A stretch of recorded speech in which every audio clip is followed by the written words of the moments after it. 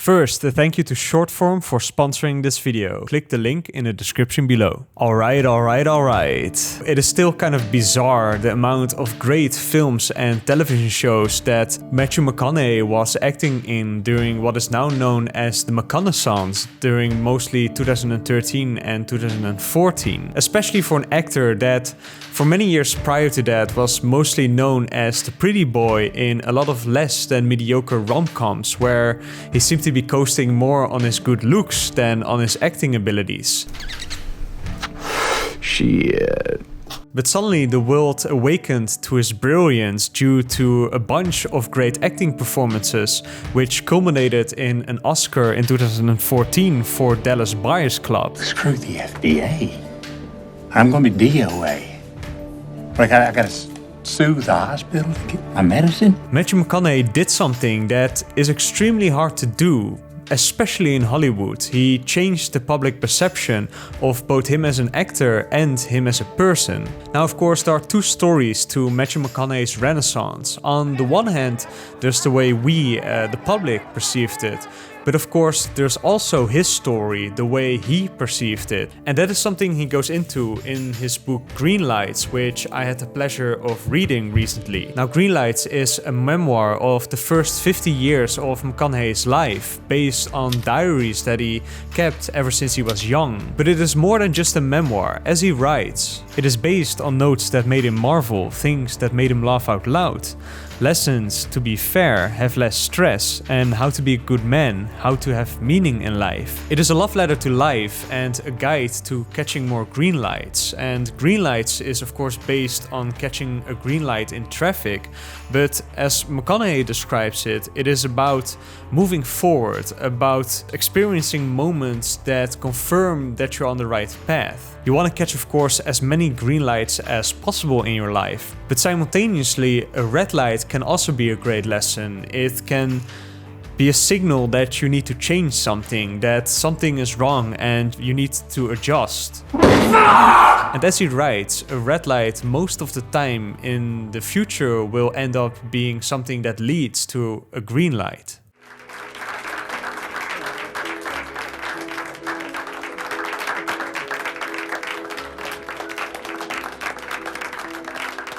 Now in this video I want to discuss what I found to be the most inspiring lessons in this book, both on his personal life and travels, but also mostly on his career path and of course especially the McConaissance. We don't start dialing at 9:30 because our clients are already answering the phone. 3, 2, 1, let's vibe! When reading Greenlights, I noticed two sides to Matthew McConaughey that he goes back and forth between in both his life and career. On the one hand, there is the laid-back, good-looking, easygoing guy that lets life come at him because most of the time life comes at him pretty easily. But on the other hand, there's the hard-working hustler, the guy who chases everything down that he wants to achieve, the guy that takes bold risks. The little guys, right? Guys that you don't even know about, the hustlers, the scrappers, the make it happen motherfuckers. Those are my guys. In the beginning of the book, Matthew writes about a story about him in high school on the importance of hustling when it comes to chasing girls. He writes, "I never was the too cool for school guy who leans against the wall and smokes a cigarette at the party. No, I was the guy who danced at the party, the guy who chased the girls and worked his way to the front row of every concert, no matter how late I arrived. I gave effort, I was a hustler, I was the fun guy, I engaged." But then apparently he bought a red sports car and he started thinking that he could just lean against the sports car and didn't have to do the work anymore. As he writes, "I lost the effort, the hustle, the fun.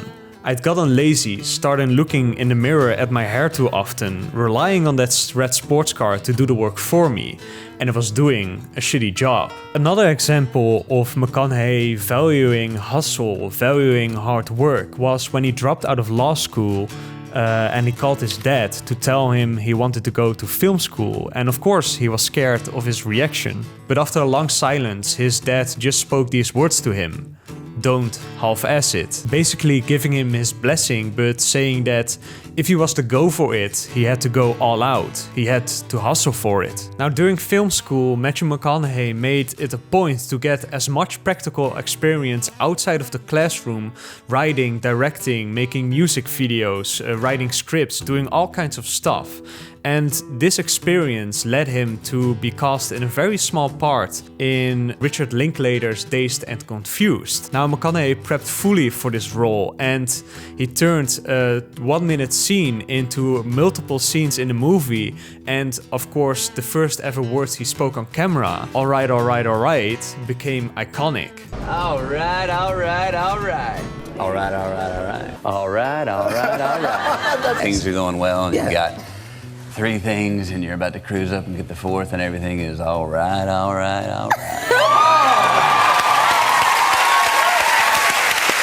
He also turned a small part in the movie Texas Chainsaw Massacre: The Next Generation into the bigger part of the killer Vilmer by scaring the shit out of the secretary of the casting agent. Yet another lesson that Matthew McConaughey learned in these early stages of his career is that hustling for something, pushing for something, needing something is not always the best approach to go about it. When he first got to Hollywood, he was going to crash on the couch of a casting director that he had met, Don Phillips. And when he arrived in Hollywood with only a little bit of money to his name, he asked Don, like, can you set me up with agents? I need an agent, I need a job. To which Don Phillips replied, stop. Hollywood can smell it when you need something. It can smell neediness. So he told McConaughey to just not act at all, pack your bags and go to Europe or something. After which McConaughey with a friend of his went to Europe and rode motorcycles through the Swiss Alps. And then he writes,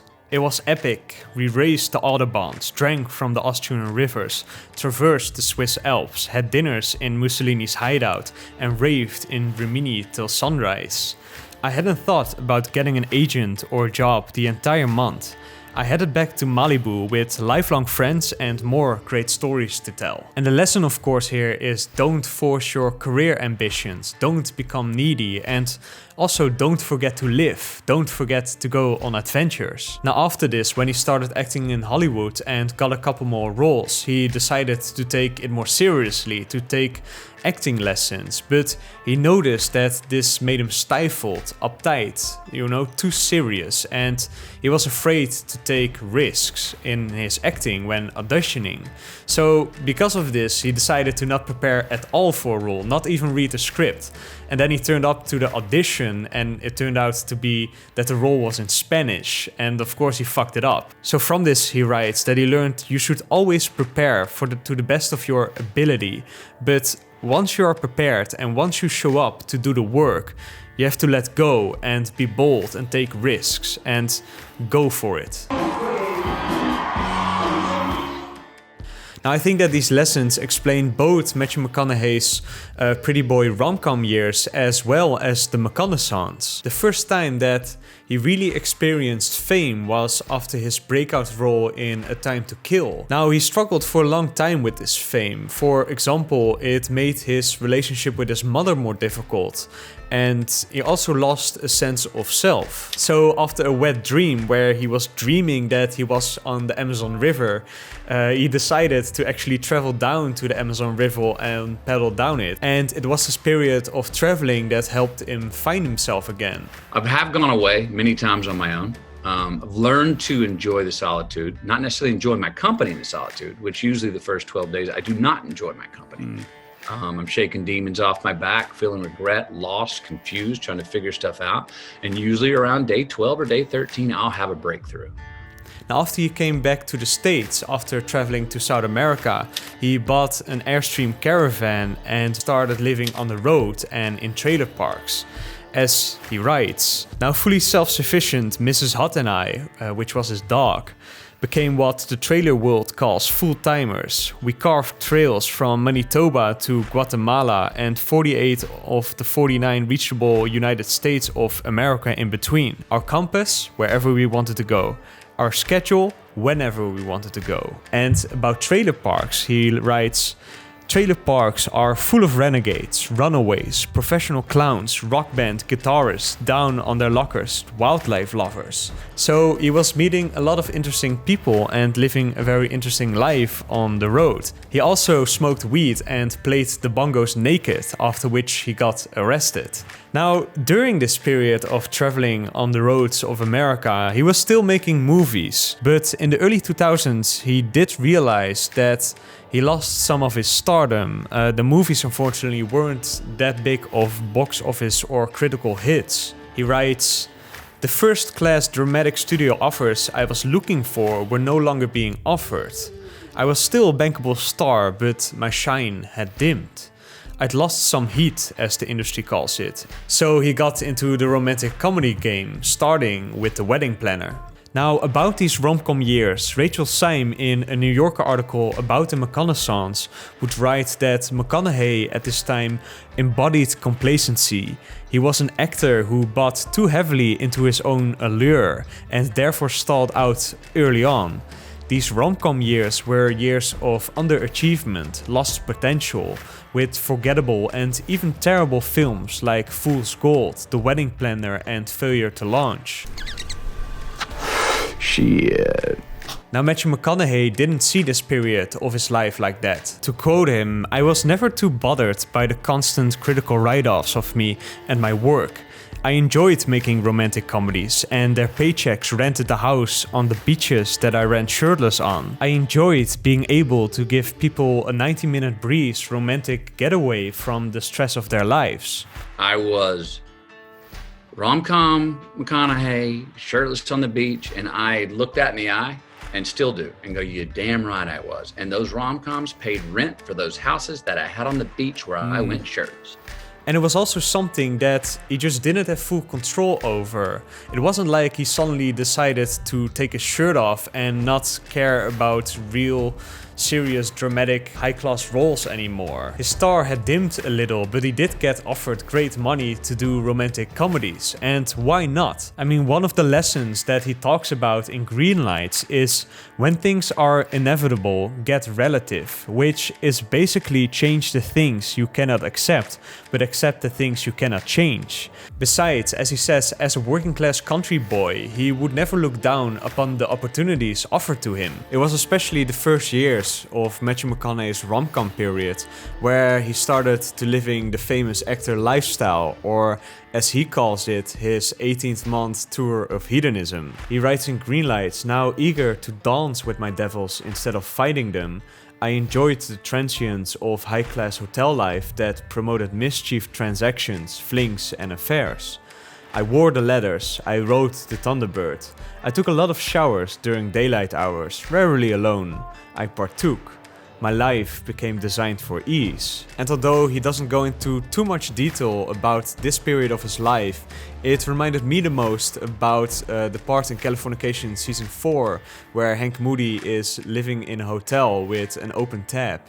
Matthew McConaughey was living at the famous Chateau Marmont, which is frequented by Hollywood's elite. Now, the stories of that chateau, with a little bit of research that I was doing, could be a video on its own. But as periods of hedonism and excess often do, although they are fun at first, after a while they start to become empty and meaningless.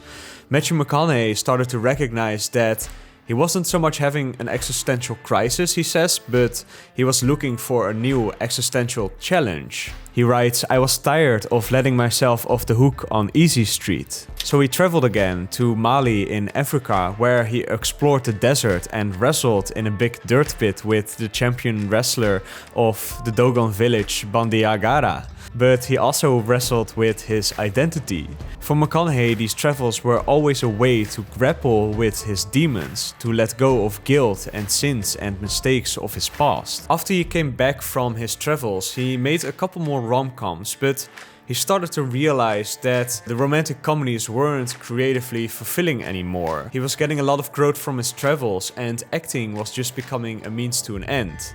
It was no longer a nourishing creative expression, and he became restless. And when reading his book, I was also imagining that the words of his father were ringing in his head when it came to acting. Don't half-ass it. I mean, think about it. If you're gonna do something, if you've chosen to do something, whatever it is, easy, hard, if you give it your all and you don't half-ass it, win, lose, draw, get what you want, don't get what you want, whatever the outcome is, if you don't half-ass it, at least you're not going to have to wonder, oh, would the outcome have been different? What if I did give it my all?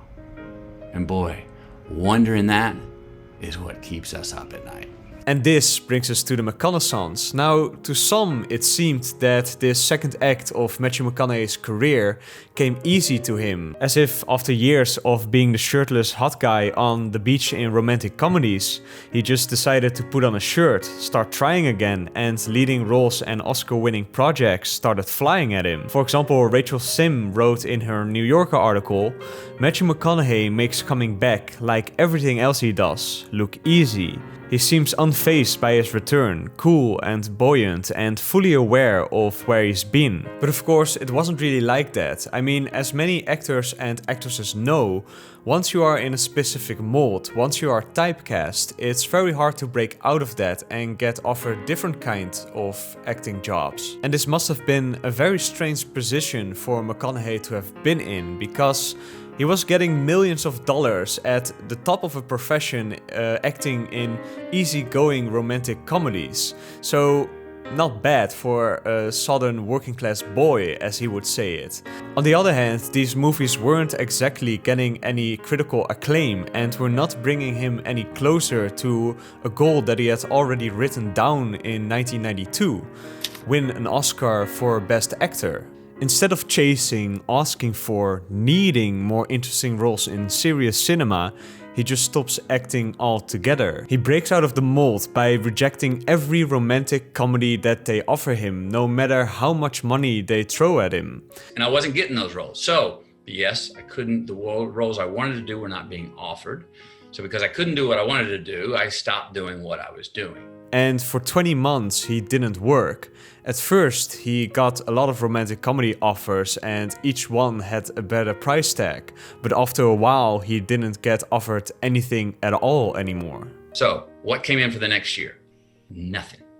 Nothing. I mean, I check in with my agent every couple of weeks, but it was basically like nothing. You're persona non grata. Nothing's coming in for you. This period of uncertainty, of saying no, was not an easy period for him, no matter how well prepared he was for it. He had discussed it with his wife, he had a new baby coming, and he writes, "I wet the floor with my tears talking about this decision. We cried, we prayed, we made a deal."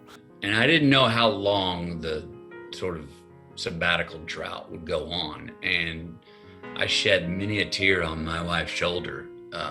Now he was well prepared. I mean, he checked his finances with his finance guy, and of course he's a millionaire but also has a high standard of living. But he could uphold that standard of living for a long time and he was completely fine.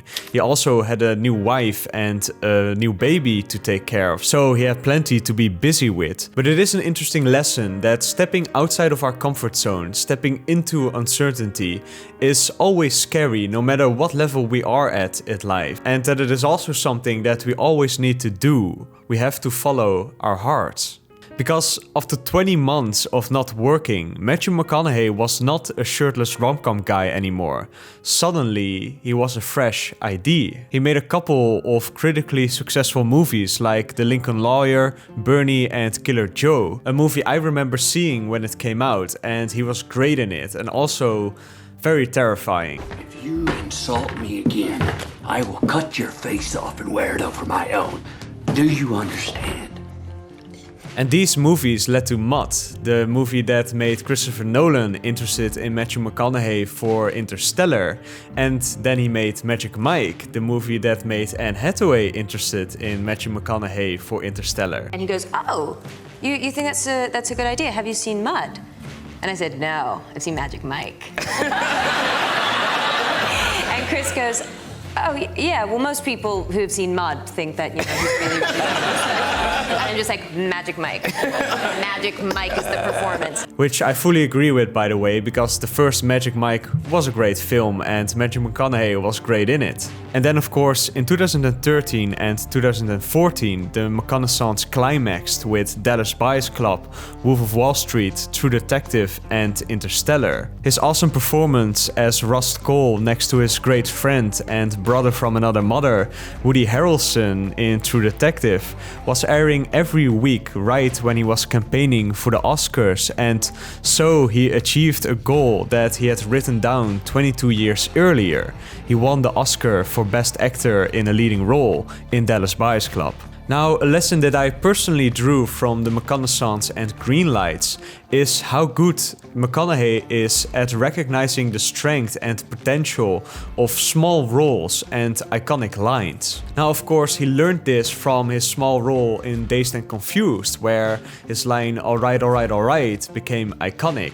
And he also actually turned out to have invented the term McConaissance, which everyone and every article picked up himself. The McConaissance itself, can we talk about that a little bit? Sure. You admit in the book that you're the one who actually came up with that word. Yes.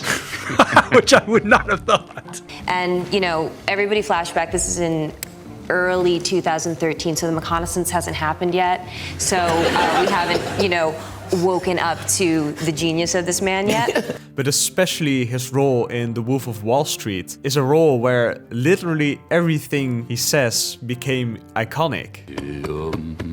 Cocaine and hookers, my friend. Gazy fugazi, it's a wazi, it's a woozy, it's a fairy dust. I gotta pump those numbers up. Those are rookie numbers in this racket. You commission, motherfucker. Right. Now, the McConaissance peaked, of course, with Dallas Buyers Club, Interstellar and McConaughey's Oscar win. Since then, he has kept choosing interesting projects like Free State of Jones, Beach Bum and White Boy Rick. But unfortunately, these movies weren't the same critical hits and also lacked at the box office. McConaughey noticed this himself. He writes in Greenlights, "All characters and stories I found interesting, original and worth telling, but very few box office successes. Something was not translating. Was it me, the subject matter, distribution, bad luck or bad timing? Maybe a little bit of each of them and more of some, I suppose." Now, I personally did really enjoy Guy Ritchie's movie The Gentleman, in which McConaughey gave an excellent performance. To me, this illustrates the difficulty of being an actor. It is not a solo creative endeavor. I mean, Orson Welles once said it: if you're a writer, you need a pen. A painter needs a brush and a canvas. But a filmmaker needs an army. And as an actor, of course, you are not in charge of the army either. You are just a part of it. You can do your best to pick the right roles and collaborate with the director and do great promotion for the movie, but in the end, you're not fully in control of the success and quality of the film. Luckily, since then, there has been another sort of revival, McConaissance 2.0. In this case, not from his acting work, but from his personal endeavors. Because he realized that where before his life was more interesting than the rom-coms he was acting in, now the characters that he was playing in movies were more interesting than his own life. The pendulum had swung too far, as to say. He writes, "My career was full, wild, dangerous, essential, consequential, lively. I laughed louder, cried harder, laughed bigger and loaded deeper, and felt more in the characters I was playing in the movies than the man I was living in my life. It was time to make my life my favorite movie, live my own favorite character, make my own documentary on me, non-fiction and live." And it is from this realization that the second McConaissance happened, from where McConaughey became a professor of filmmaking at the University of Texas. And he now has his own YouTube channel, and of course he wrote this memoir, Greenlights, filled with his stories. Stories of a man who traveled solo to paddle down the Amazon River after having a wet dream, cruised through the European Alps on a motorcycle before he started his acting career, got arrested for smoking weed and playing the bongos naked while always writing down poetry, notebooks and ideas. Now, of course, I've discussed a couple of McConaughey's stories in this video, but I would highly recommend you reading the book yourself. And this brings me to the sponsor of this video, Shortform. I have a great love for books, both fiction and non-fiction, so the first thing that I liked when Shortform reached out was that they didn't present it as a replacement for books. Instead, Shortform offers a huge library of comprehensive book guides, including additional analysis. So there's two ways that I'm really enjoying Shortform. On the one hand, it's a great platform to find books that are actually worth reading. I mean, we have so much information flying at us, and there are more books out there than we could ever read, but often it is hard to find the books that are worth reading, that are of great quality. Now, by browsing Shortform, you can actually find a good book that might be your next purchase to read fully. And for every book that they have on the platform, they offer a one-page summary that will give you an indication what the book is about. And I now personally, through Shortform, discovered The Book of Five Rings and The Psychology of Money, both of which looks great and will probably be books that I'm reading next. Of course, Shortform is not a replacement for books. I mean, it would be a shame to miss out on all the prose and the way of writing that McConaughey exercises in Greenlights, but Shortform is a great platform that can help you after you have read a book. It offers comprehensive guides and additional insights, but also, for example, exercises that help you integrate the ideas in the book more deeply, while also offering a community of readers where you can discuss the book and ask questions to each other. So if you want to try Shortform, you can try it for free for 5 days by clicking the link in the description below. And if you like it, you get a 20% discount on your annual subscription, which will give you access to 1,000+ books for the price of about 1 book a month. Thank you all for watching, and I'll see you in the next video.